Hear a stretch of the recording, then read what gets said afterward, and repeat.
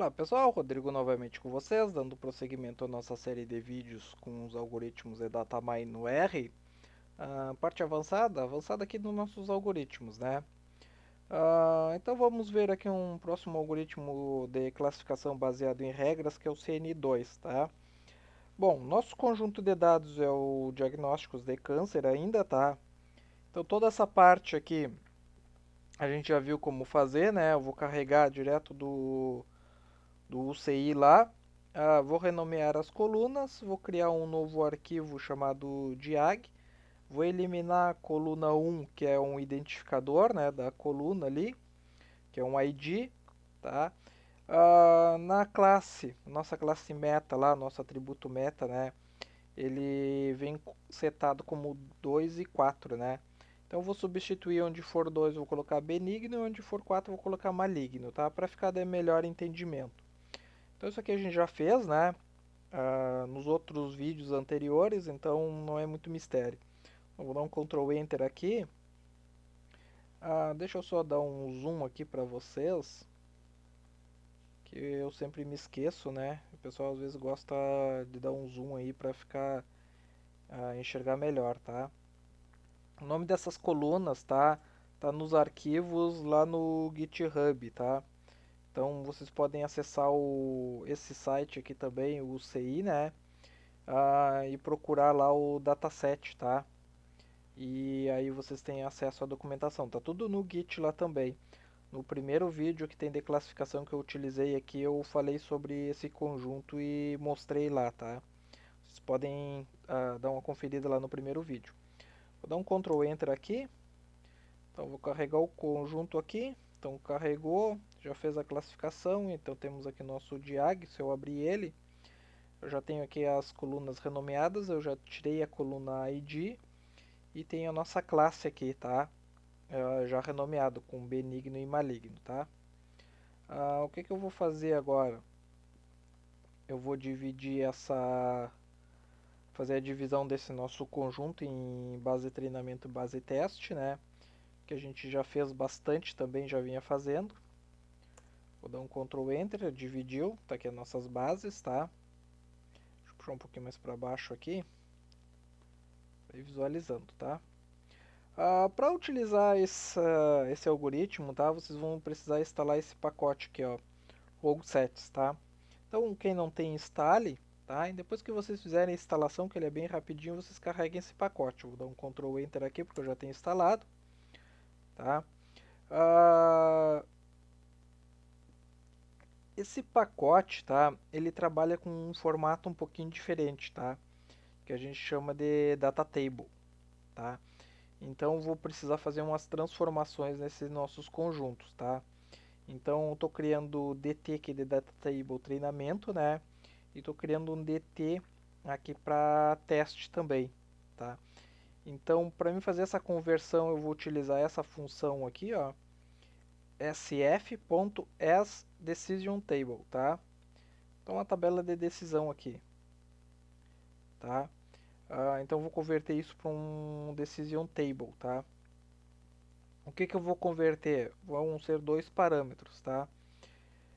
Eu vou converter a nossa base de treinamento, que é o que a gente criou aqui em cima, tá? E a gente tem um outro parâmetro aqui, que é decision attr, tá? Igual a 10. 10 é a nossa coluna que a gente vai utilizar aqui, que é a nossa classe meta, tá? O nosso atributo meta. Tá bem, pessoal? Então vocês vão contar aí em qual coluna tiver a classe meta de vocês e aí vocês coloquem, tá? Então a gente tem aqui, ó, 1, 2, 3, 4, 5, 6, 7, 8, 9, 10, tá? Então aqui, no meu caso aqui, a TTR é igual a 10, tá? Esse processo que eu estou fazendo aqui de Decision Table para a base de treinamento, eu vou fazer a mesma coisa para a base de teste. Então, DT teste vai receber sf.asDecisionTable, base teste, e aí a nossa coluna que é a que a gente quer utilizar para fazer as predições, tá? Então vou rodar esses dois comandos junto, tá? Ele rodou, ele criou a nossos DT, que é DT teste e DT treinamento, tá bem, pessoal? Eu vou rodar o nosso classificador aqui. Como que a gente cria o classificador?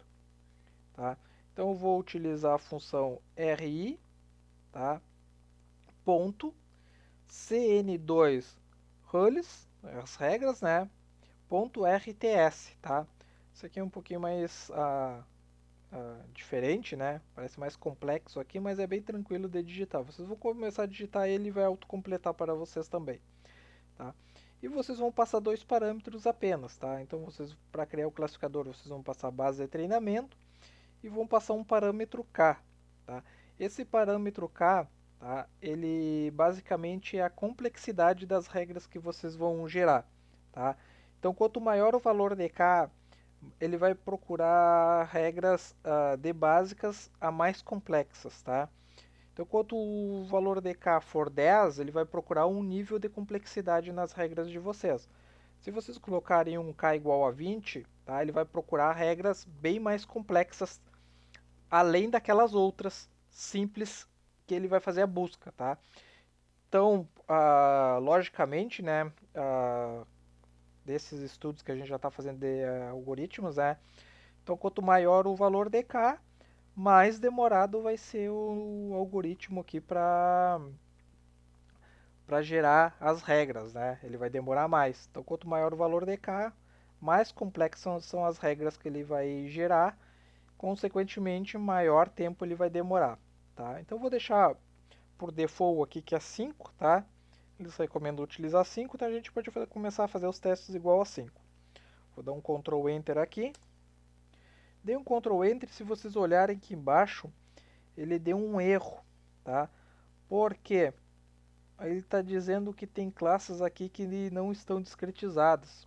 Classes não, atributos, né? E o que que acontece? Se a gente vir aqui, a gente tem atributos numéricos aqui, ó. Tá? E aí o que que ele pede? Ele pede que esses atributos não podem ser numéricos, tá? Então ele aconselha a fazer uma discretização, tá?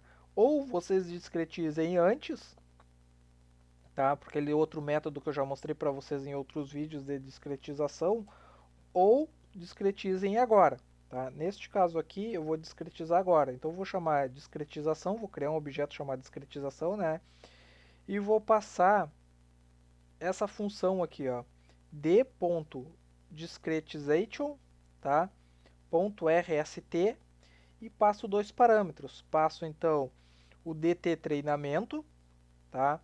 Que é o que eu vou utilizar para fazer a discretização, e NO of intervals, tá? Seria o número de intervalos, então em quantos intervalos vocês querem discretizar, tá? Para o padrão, a escala de Likert é 5 e 3, né? Então eu vou utilizar 5 aqui, tá? Só que esses intervalos eu não vou renomear aqui que nem eu fiz nos outros lá, tá? Vou dar um Ctrl Enter aqui. Bom, ele gerou a discretização, tá? Então se eu clicar aqui em discretização, eu consigo ver aqui que ele foi discretizado. Os intervalos aqui, os valores, tá? O que que ele fez, tá? O tipo, o método.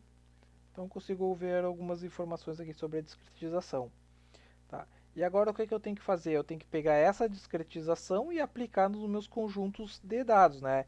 Então eu tenho dois aqui que a gente vai utilizar.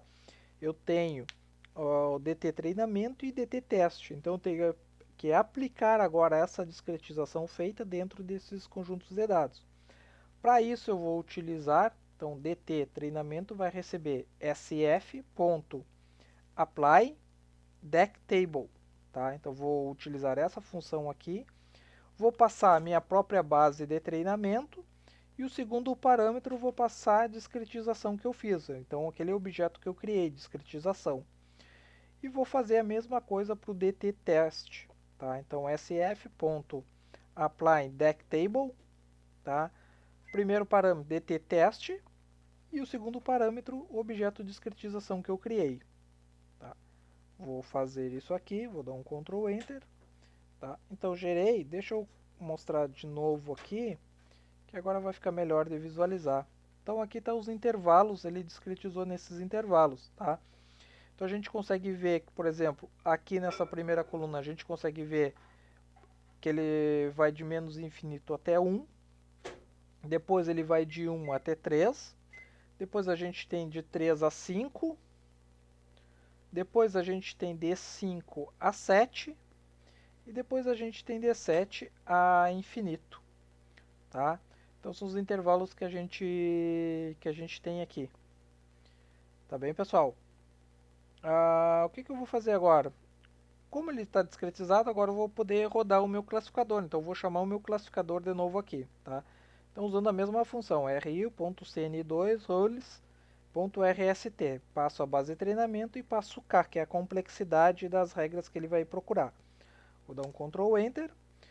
Agora não teve nenhum erro, ele gerou o nosso classificador, tá? Eu posso dar um print no nosso classificador aqui. Eu posso ver que ele vai mostrar as 10 primeiras regras e posso ver que tem mais 31 regras, tá?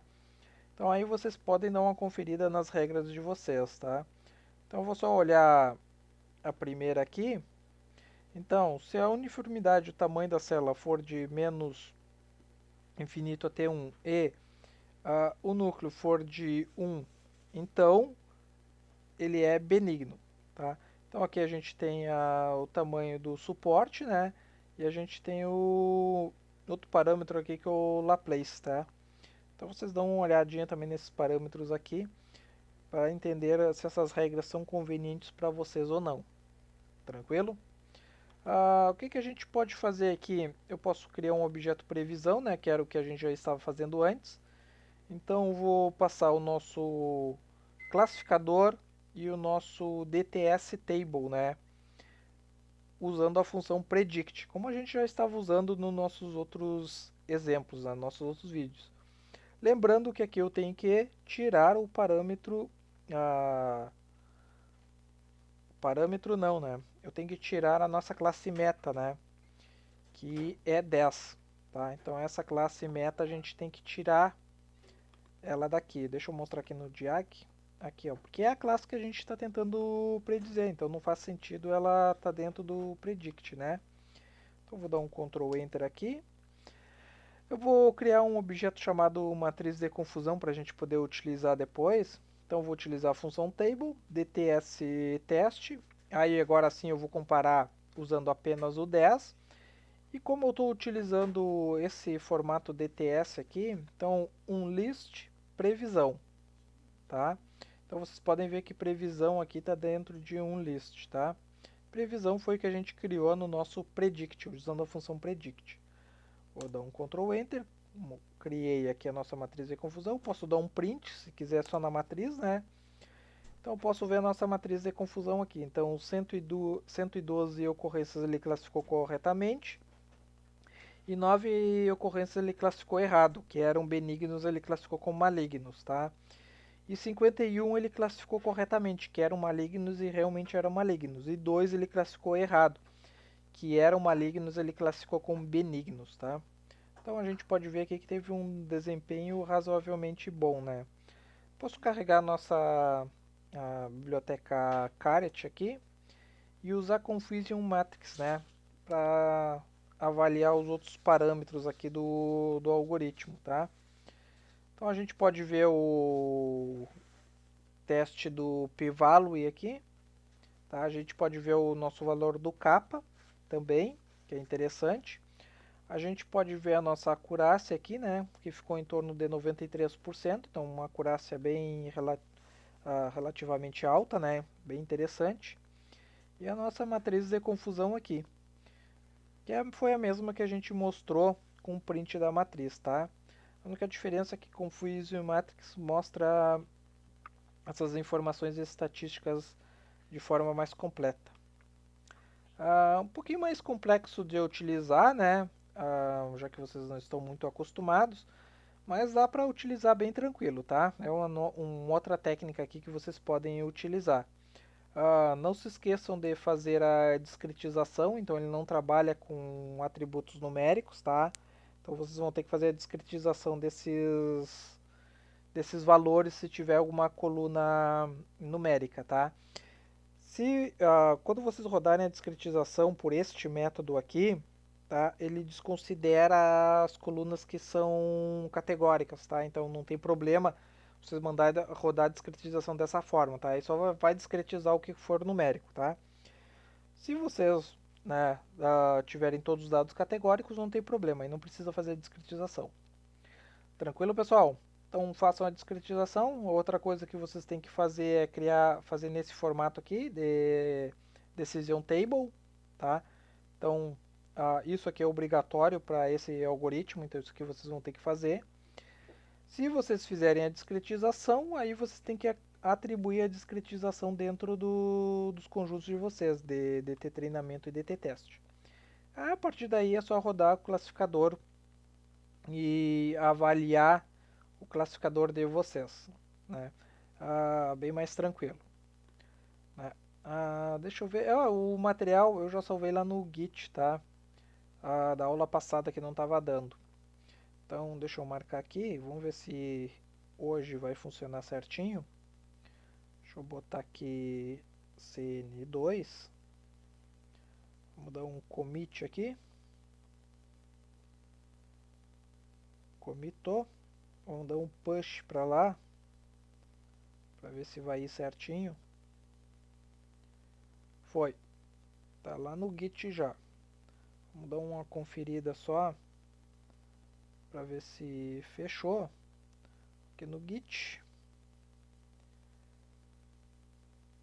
GitHub. Eu podia ter dado um refresh ali, né? Bom, em todo caso, paciência. A gente pode dar uma olhada aqui no Git. A gente vai ver aqui, ó. Commitou. Tá? Então a gente tem nosso commit que é 33 segundos aqui. Tá?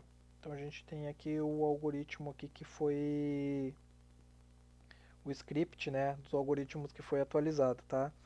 E aqui a gente tem os conjuntos de dados. Então a gente tem o conjunto de dados aqui que a gente utilizou, que a gente utilizou primeiro com o algoritmo ONR, né? E aqui a gente tem a descrição do conjunto de dados, que vocês podem dar uma olhada aí no nome e numa descrição geral do conjunto, tá bem? Bom, então vou ficando por aqui. Quem gostar aí dá like, se inscrevam no canal, compartilhem, ativem as notificações, convide os colegas, né? Qualquer dúvida vocês deixem nos comentários aí, sugestões, tá? E nos vemos no próximo vídeo. Valeu!